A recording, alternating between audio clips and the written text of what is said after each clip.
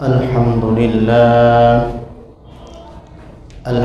لله نحمده ونستعينه ونستغفره ونؤمن به ونتوكل عليه.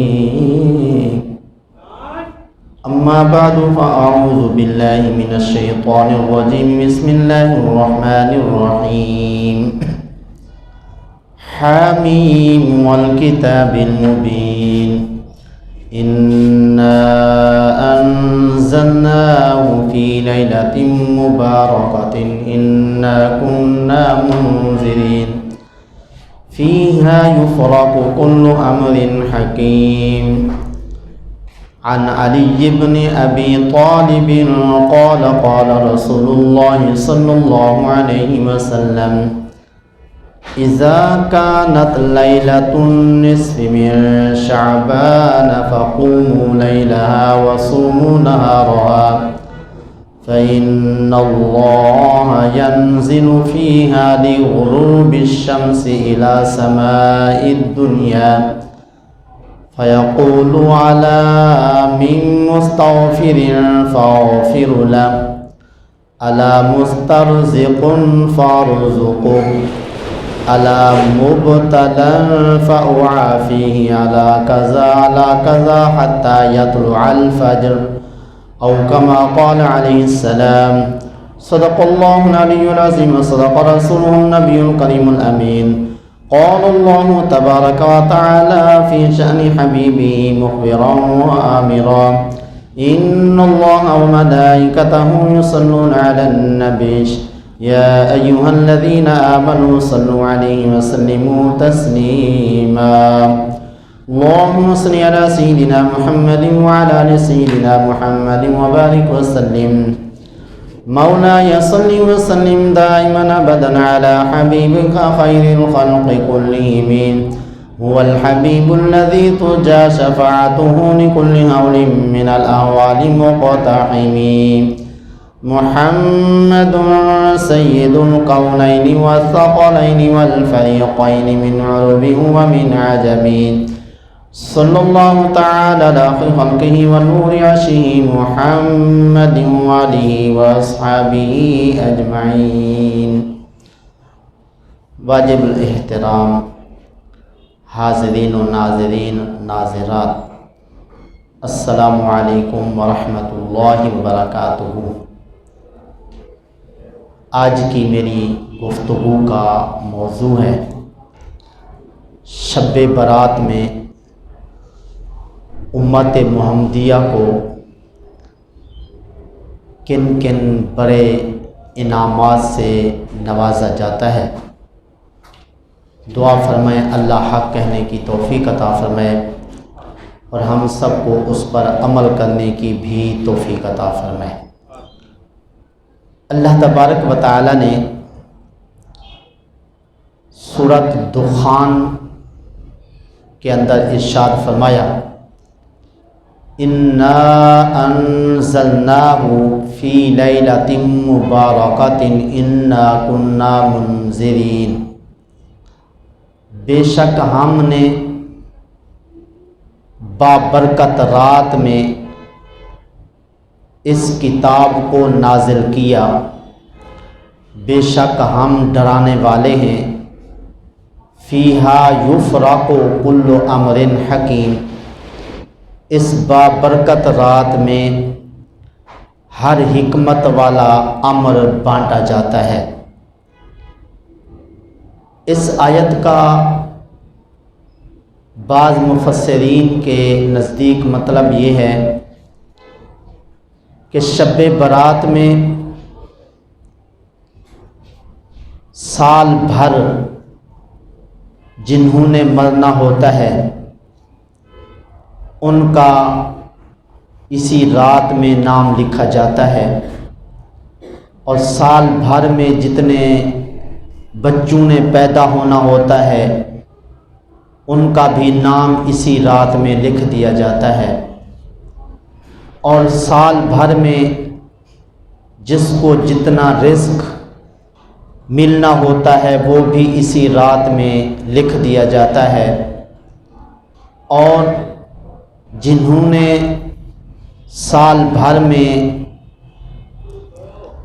حج کرنے کی سعادت حاصل کرنی ہوتی ہے، ان کا بھی اسی رات میں نام لکھا جاتا ہے، اور اسی رات میں اللہ تبارک و تعالیٰ کے ہاں نامہ اعمال پیش کیا جاتا ہے۔ اسی لیے حضرت عائشہ صدیقہ رضی اللہ عنہا فرماتی ہیں، آقا کریم صلی اللہ علیہ وسلم نے ارشاد فرمایا، اے عائشہ، اس شب برات میں آپ کو پتہ ہے کیا ہوتا ہے؟ میں نے عرض کی، آقا آپ بتائیں کیا ہوتا ہے؟ آپ صلی اللہ علیہ وسلم نے پھر ارشاد فرمایا، اس رات میں مرنے والوں کے نام لکھے جاتے ہیں، اور لوگوں کو جو سال بھر رزق ملتا ہے وہ اس میں لکھا جاتا ہے، حج کرنے والوں کا نام اس میں لکھا جاتا ہے، اور مزید اس شب برات کے اندر جو دعائیں کی جائیں وہ قبول ہوتی ہیں، اور اس رات کے اندر عبادت گزاروں کے لیے جنت جو ہے وہ واجب کر دی جاتی ہے۔ تو اس لیے یہ جو رات پیر والے دن رات منگل کی ہوگی، اس کے اندر کوشش فرمائیں زیادہ سے زیادہ عبادات کریں، دعائیں مانگیں، کہ اس رات کو خاص طور پہ اللہ تبارک و تعالی اعلان فرماتا ہے کہ تم اس رات کے اندر جو کچھ مانگنا چاہو مانگو۔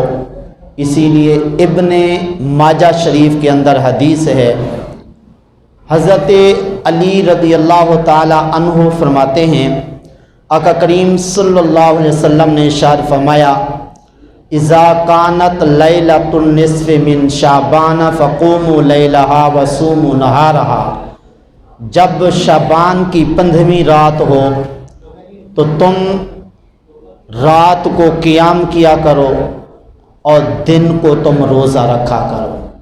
کیوں؟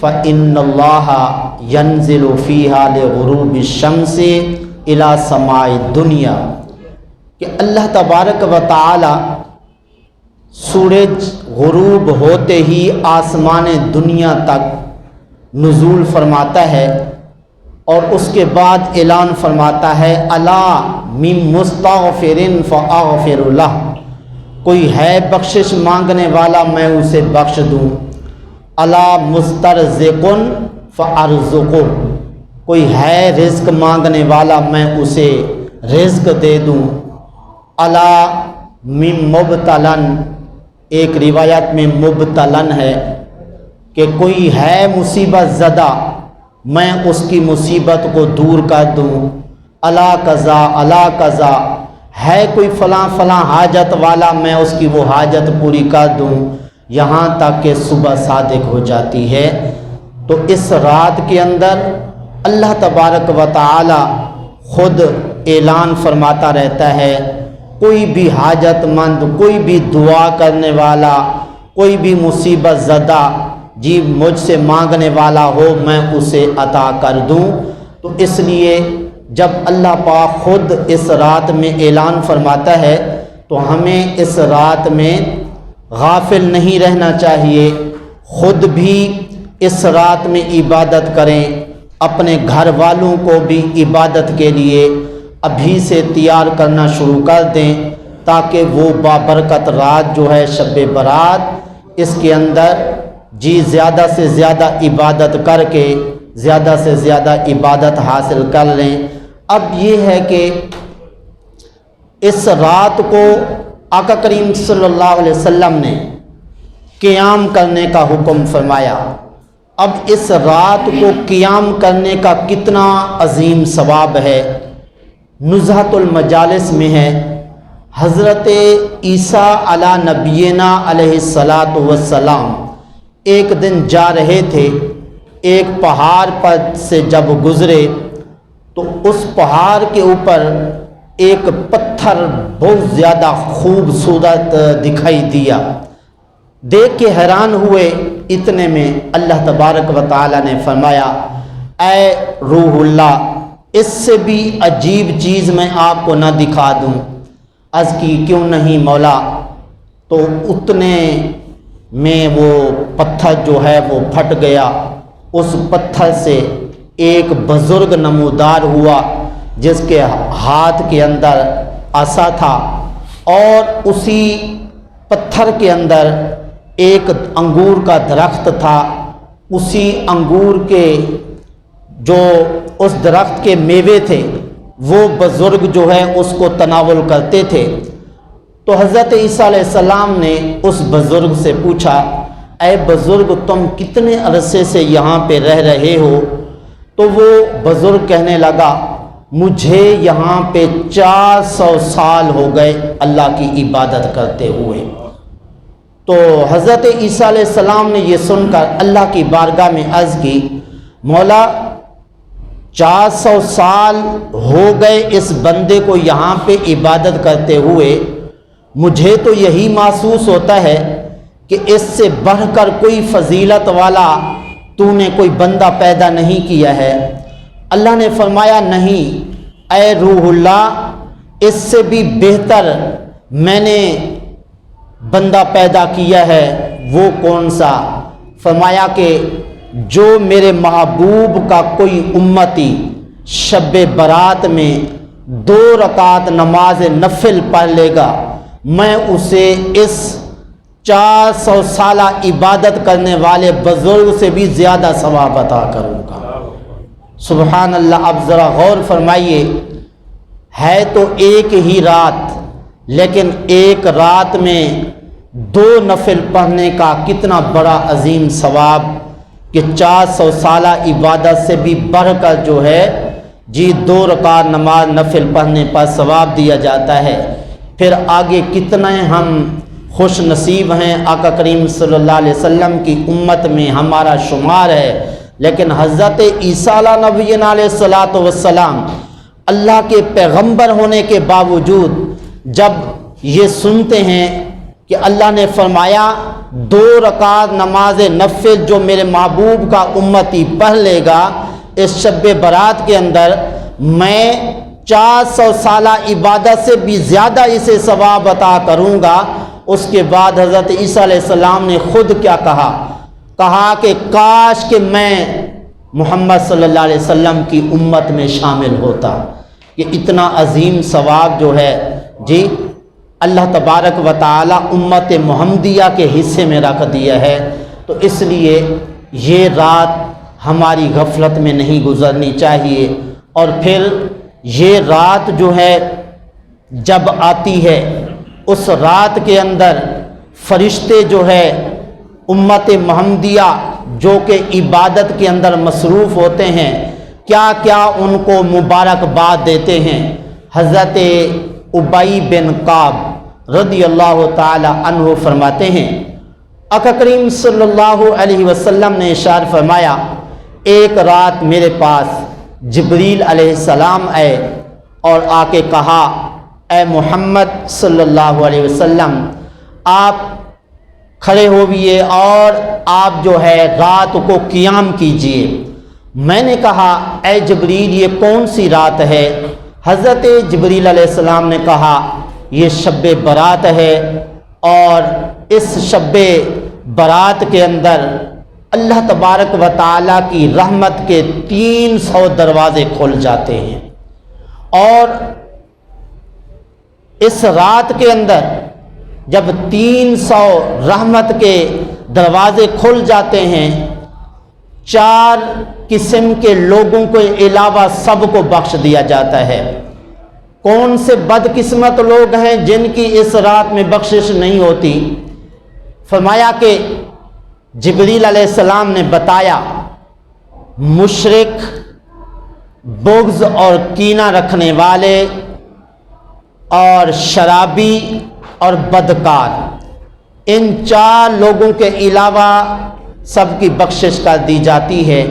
لیکن اس رات کی برکت سے پھر بھی اللہ کا کرم دیکھو، آقا کریم صلی اللہ علیہ وسلم نے فرمایا، جبریل علیہ السلام نے بتایا کہ جو شراب کا عادی ہوتا ہے، شرابی ہوتا ہے، اور بغض اور کینہ رکھنے والے لوگ ہوتے ہیں، ان کے لیے ایک رحمت کا دروازہ کھلا رہتا ہے، اور جو شرابی ہوتا ہے جب وہ توبہ کر لیتا ہے تو رحمت کا دروازہ کیونکہ کھلا ہوتا ہے، اس رحمت کے دروازے کی برکت سے جیسے ہی وہ شرابی توبہ کرتا ہے اللہ اس کی بخشش فرما دیتا ہے۔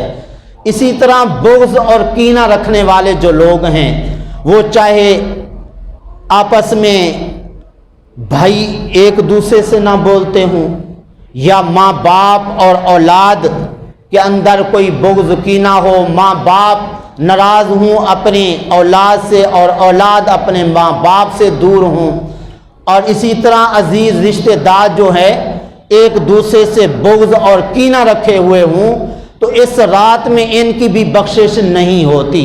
ہاں اگر وہ توبہ کر لیتے ہیں، بغض اور کینہ دل سے دور کر کے ایک دوسرے سے بول چال شروع کر دیتے ہیں، تو اس صورت میں ان کی بھی بخشش کر دی جاتی ہے۔ یہاں پہ ایک بات میں یہ بھی عرض کرتا چلوں کہ ایک دوسرے سے بول چال ختم کر دینا اپنی ذاتی رنجش کی وجہ سے کتنا اس کا بڑا نقصان ہے۔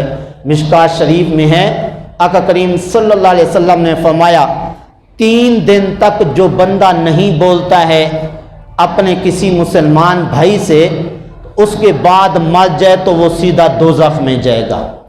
تو اس لیے اپنی ذاتی رنجش کی خاطر جو ہے ایک دوسرے سے بول چال جو ہے نہیں چھوڑنا چاہیے، اور مسلمان سے پیار محبت کرنی چاہیے، اس لیے کہ پیار محبت کی نگاہ سے جب بندہ دیکھتا ہے اپنے مسلمان بھائی کو تو کتنی بڑی سعادت اس کو ملتی ہے۔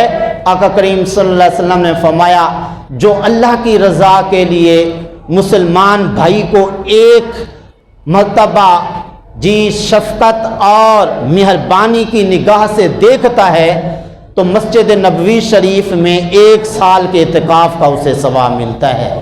سبحان اللہ، یہ تو عام مسلمان کو دیکھنے کا اتنا بڑا ثواب ہے، ماں باپ کو دیکھنے سے کتنا بڑا ثواب، بھائیوں کو دیکھنے سے کتنا بڑا ثواب۔ تو اس لیے عرض کرنے کا مقصد یہ ہے کہ اس بابرکت رات میں اگر اپنی بخشش کروانی ہے اور بہت ثواب حاصل کرنا ہے تو ابھی سے تیاری شروع کر دیں۔ کسی سے رنجش ہے، رنجش دور کریں، اور ایک دوسرے سے بول چال کوئی بائیکاٹ کیا ہوا ہے اس کو ختم کریں، اور اس طرح پیار محبت سے ابھی سے 2-3 دن جو ہیں ان کے اندر جو ہے قطع تعلق کی ہوئی ہے وہ ختم کریں، کسی سے بائیکاٹ کیا ہوا ہے وہ ختم کریں، اور اس طرح ایک دوسرے سے صلح کر کے اس بابرکت رات کے اندر اپنے آپ کو بخشوانے کے جو ہے وہ قابل بنا دیں۔ بہرحال حضرت ابی بن کعب رضی اللہ تعالی عنہ فرماتے ہیں آقا کریم صلی اللہ علیہ وسلم اسی شب برات کو قبرستان میں تشریف لے گئے۔ قبرستان میں جا کے آقا کریم صلی اللہ علیہ وسلم نے دعا فرمائی، جس سے معلوم ہوا کہ شب برات کو قبرستان میں جانا چاہیے، چاہے اپنے عزیز رشتہ دار ہوں ان کی قبروں پر جائیں، یا ویسے جو بھی قریب قبرستان ہو اس کے اندر جائیں، اور یہ آقا کریم صلی اللہ علیہ وسلم کی سنت سمجھ کے جائیں۔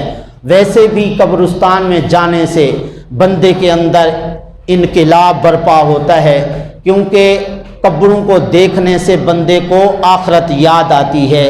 تو اس لیے جب بندہ قبرستان میں جائے گا اور قبروں کو دیکھ کر اس کے دل کے اندر ضرور جو ہے وہ سوچ آئے گی کہ آج یہ لوگ اتنے من مٹی کے نیچے موجود ہیں، ایک دن آئے گا میں نے بھی ادھر آنا ہے، تو اس لیے مجھے بھی اس کی تیاری کرنی چاہیے۔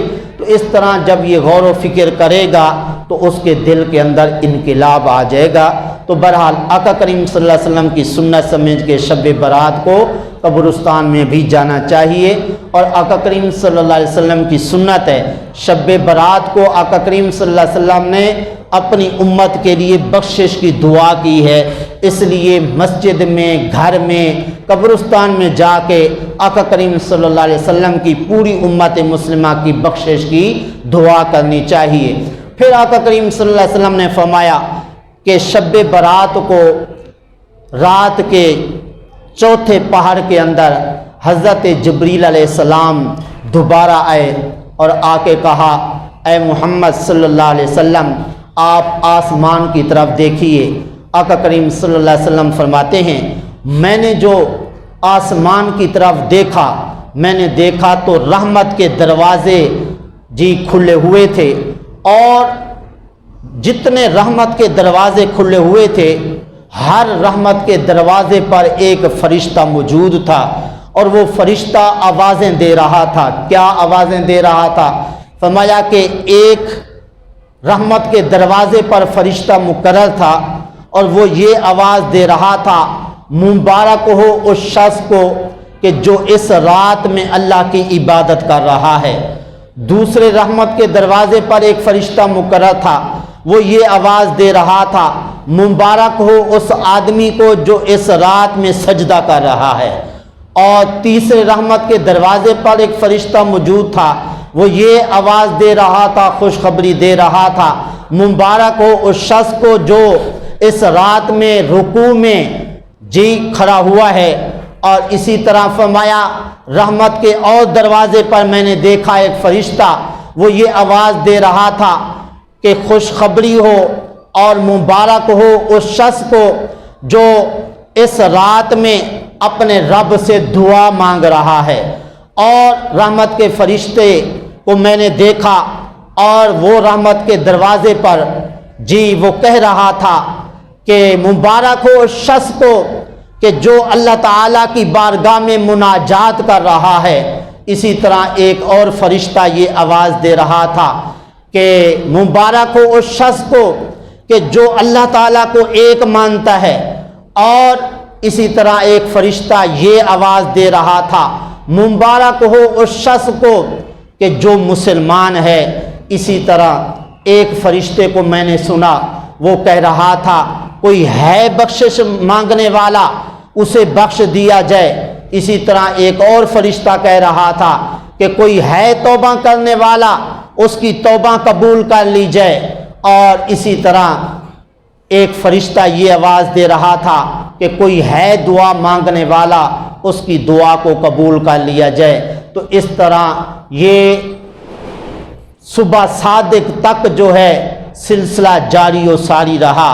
تو دیکھیے یہ جو شب برات ہے کتنی بابرکت رات ہے، اس کے اندر فرشتے بھی مبارکباد دیتے ہیں اور اس طرح خوشخبریاں دیتے ہیں، اور اللہ تبارک و تعالی جو ہے وہ خود اعلان فرماتا ہے بخشش مانگنے والا ہو میں اسے بخش دوں، توبہ کرنے والا ہو میں اسے توبہ اس کی قبول فرما کے اپنی بارگاہ میں اس کو اپنا محبوب بنا لوں۔ تو بہرحال ہمیں کوشش کرنی ہوگی اس بابرکت رات کے اندر زیادہ سے زیادہ عبادت کریں، اور اس رات کے اندر یاد رکھیے کچھ ایسے بد نصیب لوگ ہیں کہ جن کی بخشش نہیں ہوتی۔ آقا کریم صلی اللہ علیہ وسلم نے فرمایا ایک تو شراب کا عادی ہے جو شراب پیتا رہتا ہے، اس کو روکنے کے باوجود بھی وہ رکتا نہیں ہے۔ تو اس طرح یاد رکھیے یہ ویسے شراب جو ہے یہ گناہوں کی جڑ ہے، ٹھیک ہے۔